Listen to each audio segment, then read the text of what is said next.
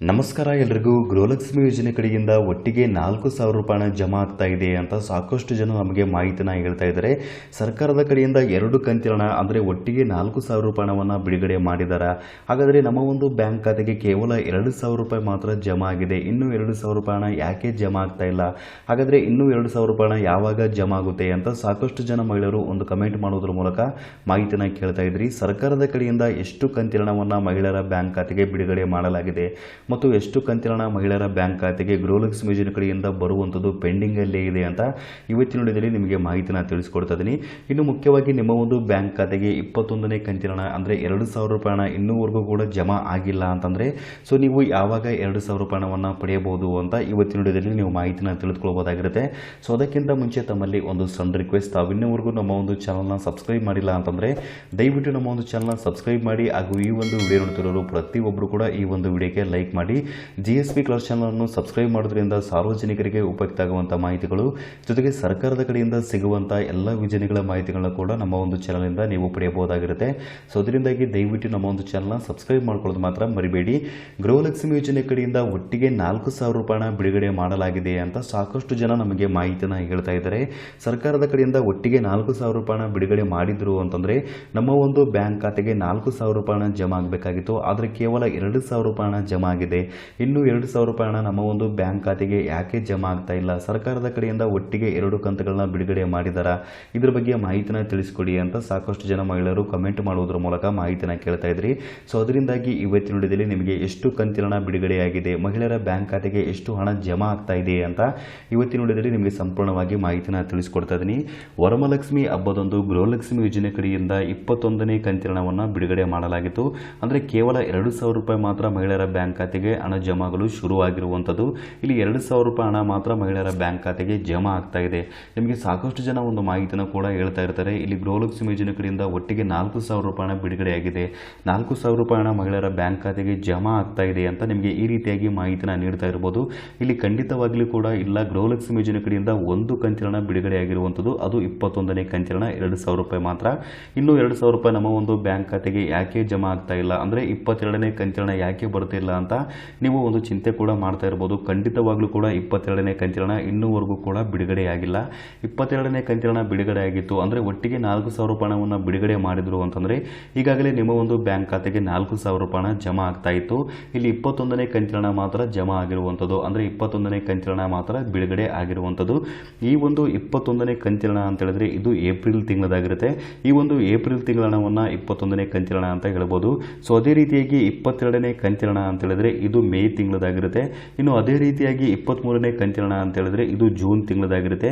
ಇನ್ನು 24ನೇ ಕಂತಿನ ಅಂತ ಹೇಳಿದ್ರೆ ಇದು ಜುಲೈ ತಿಂಗಳದಾಗಿರುತ್ತೆ. ಮಹಿಳೆಯರ ಬ್ಯಾಂಕ್ ಖಾತೆಗೆ ಇನ್ನು 3 ಕಂತಿನ ಬರುವಂಥದ್ದು ಬಾಕಿಯಲ್ಲೇ ಇರುವಂಥದ್ದು. ಈ 3 ಕಂತಿನ ಕೂಡ ಇನ್ನೂವರೆಗೂ ಬಿಡುಗಡೆ ಮಾಡಿಲ್ಲ, ಕೇವಲ 21ನೇ ಕಂತಿನ ಮಾತ್ರ ಬಿಡುಗಡೆ ಮಾಡಿರುವಂಥದ್ದು. ಈಗಾಗಲೇ 21ನ ಕಂತಿನವನ್ನು ನೀವು ಪಡೆದಿರ್ತೀರ. ಸೊ ನಿಮ್ಮ ಒಂದು ಬ್ಯಾಂಕ್ ಖಾತೆಗೆ 21ನೇ ಕಂತಿನ ಜಮಾ ಆಗಿಲ್ಲ ಅಂತಂದರೆ ಸೊ ನೀವು ಯಾವಾಗಿಂದ 21ನೇ ಕಂತಿನ 2,000 ರೂಪಾಯಿನ ಪಡಿಬೋದು ಅಂತ ಕೇಳಿದ್ರೆ ಗೃಹಲಕ್ಷ್ಮಿ ಯೋಜನೆ ಕಡೆಯಿಂದ 21ನೇ ಕಂತಿನ ಮಾತ್ರ ಬಿಡುಗಡೆಯಾಗಿರುವಂಥದ್ದು ಆಗಸ್ಟ್ 8, 2025 ಅಂದರೆ ವರಮಹಾಲಕ್ಷ್ಮಿ ಹಬ್ಬದಂದು ಗೃಹಲಕ್ಷ್ಮಿ ಯೋಜನೆ ಕಡೆಯಿಂದ 21ನೇ ಕಂತಿನವನ್ನು ಬಿಡುಗಡೆ ಮಾಡಿದ್ದಾರೆ. ಮಹಿಳೆಯರ ಬ್ಯಾಂಕ್ ಖಾತೆಗೆ 2,000 ರೂಪಾಯಿ ಮಾತ್ರ ಜಮಾ ಆಗ್ತಾ ಇದೆ. ಇಲ್ಲಿ 4,000 ರೂಪಾಯಿನ ಬಿಡುಗಡೆಯಾಗಿದೆ ಅಥವಾ 2 ಕಂತಿನ ಬಿಡುಗಡೆಯಾಗಿದೆ, ನಮ್ಮ ಒಂದು ಬ್ಯಾಂಕ್ ಖಾತೆಗೆ 4,000 ರೂಪಾಯಿನ ಜಮಾ ಆಗುತ್ತೆ ಅಂತ ನೀವೇನಾದರೂ ಕಾಯ್ತಾ ಇದ್ರಿ ಅಂತಂದರೆ ಖಂಡಿತವಾಗ್ಲೂ ಕೂಡ ನಿಮ್ಮ ಒಂದು ಬ್ಯಾಂಕ್ ಖಾತೆಗೆ ಒಟ್ಟಿಗೆ 4,000 ರೂಪಾಯಿನ ಜಮಾ ಆಗಲ್ಲ, ಕೇವಲ 2,000 ರೂಪಾಯಿನ ಮಾತ್ರ ಜಮಾ ಆಗುವಂಥದ್ದು. ಯಾಕೆ ಅಂತ ಹೇಳಿದ್ರೆ 21ನೇ ಕಂತಿನ ಮಾತ್ರ ಸರ್ಕಾರದ ಕಡೆಯಿಂದ ಬಿಡುಗಡೆಯಾಗಿರುವಂಥದ್ದು, ಹಾಗಾಗಿ 2,000 ರೂಪಾಯಿನ ಮಾತ್ರ ಜಮಾ ಆಗುವಂಥದ್ದು. ಇನ್ನೂವರೆಗೂ ಕೂಡ ನಿಮ್ಮ ಒಂದು ಬ್ಯಾಂಕ್ ಖಾತೆಗೆ 2,000 ರೂಪಾಯಿನ ಜಮಾ ಆಗಿಲ್ಲ, ಅಂದರೆ 21ನೇ ಕಂತಿನ ಬಂದಿಲ್ಲ ಅಂತಂದರೆ ಯಾವಾಗ ನಿಮ್ಮ ಒಂದು ಬ್ಯಾಂಕ್ ಖಾತೆಗೆ 21ನೇ ಕಂತಿನ ಬರುತ್ತೆ ಅಂತ ಕೇಳಿದ್ರೆ ಇವತ್ತು ಅಥವಾ ನಾಳೆ ನಿಮ್ಮ ಒಂದು ಬ್ಯಾಂಕ್ ಖಾತೆಗೆ ಖಂಡಿತವಾಗ್ಲೂ ಕೂಡ 2,000 ರೂಪಾಯಿನ ಜಮಾ ಆಗುತ್ತೆ. ಈಗಾಗಲೇ ಸರ್ಕಾರದ ಕಡೆಯಿಂದ DBT ಮೂಲಕ ಮಹಿಳೆಯರ ಬ್ಯಾಂಕ್ ಖಾತೆಗೆ ಹಣವನ್ನು ವರ್ಗಾವಣೆ ಮಾಡಲಾಗಿದೆ. ಹಾಗಾಗಿ ಒಂದು ಸಾರಿ DBT ಮೂಲಕ ಮಹಿಳೆಯರ ಬ್ಯಾಂಕ್ ಖಾತೆಗೆ ಹಣ ಜಮಾ ಆಗಲು ಶುರುವಾಯಿತು ಅಥವಾ ಹಣ ವರ್ಗಾವಣೆ ಆಯಿತು ಅಂತಂದರೆ ಯಾವಾಗ ಬೇಕಾದರೂ ಕೂಡ ನಿಮ್ಮ ಒಂದು ಬ್ಯಾಂಕ್ ಖಾತೆಗೆ ಹಣ ಜಮಾ ಆಗುವಂಥ ಸಾಧ್ಯತೆ ಇರುತ್ತೆ. ಹಾಗಾಗಿ ಇವತ್ತು ಮತ್ತು ನಾಳೆವರೆಗೂ ಕಾಯ್ದು ನೋಡಿ, ಖಂಡಿತವಾಗಿ ಕೂಡ ನಿಮ್ಮ ಒಂದು ಬ್ಯಾಂಕ್ ಖಾತೆಗೆ ಗೃಹಲಕ್ಷ್ಮಿ ಯೋಜನೆ ಕಡೆಯಿಂದ 21ನೇ ಕಂತಿನ 2,000 ರೂಪಾಯಿ ಜಮಾ ಆಗುತ್ತೆ. ಹಾಗಾದರೆ ಗೃಹಲಕ್ಷ್ಮಿ ಯೋಜನೆಯ ಬಾಕಿ ಉಳಿದಿರುವಂಥ ಕಂತುಗಳ ಹಣ ಮಹಿಳೆಯರ ಬ್ಯಾಂಕ್ ಖಾತೆಗೆ ಯಾವಾಗಿಂದ ಜಮಾ ಆಗುತ್ತೆ, ಸರ್ಕಾರದ ಕಡೆಯಿಂದ ಅಥವಾ ಗೃಹಲಕ್ಷ್ಮಿ ಯೋಜನೆ ಕಡೆಯಿಂದ ಬಾಕಿ ಇರುವಂಥ ಕಂತುಗಳ ಹಣವನ್ನು ಯಾವಾಗ ಬಿಡುಗಡೆ ಮಾಡ್ತಾರೆ ಅಂತ ಕೇಳಿದ್ರೆ ಮಹಿಳೆಯರ ಬ್ಯಾಂಕ್ ಖಾತೆಗೆ ಗೃಹಲಕ್ಷ್ಮಿ ಯೋಜನೆ ಕಡೆಯಿಂದ ಬಾಕಿ ಇರುವಂಥ ಕಂತುಗಳು 3 ಕಂತಿನ ಹಣ ಬರುವಂಥದ್ದು 22, 23, 24 ಈ 3 ಕಂತಿನ ಹಣ ಕೂಡ ಮಹಿಳೆಯರ ಬ್ಯಾಂಕ್ ಖಾತೆಗೆ ಜಮಾ ಆಗುವಂಥದ್ದು ಬಾಕಿಯಲ್ಲೇ ಇರುವಂಥದ್ದು.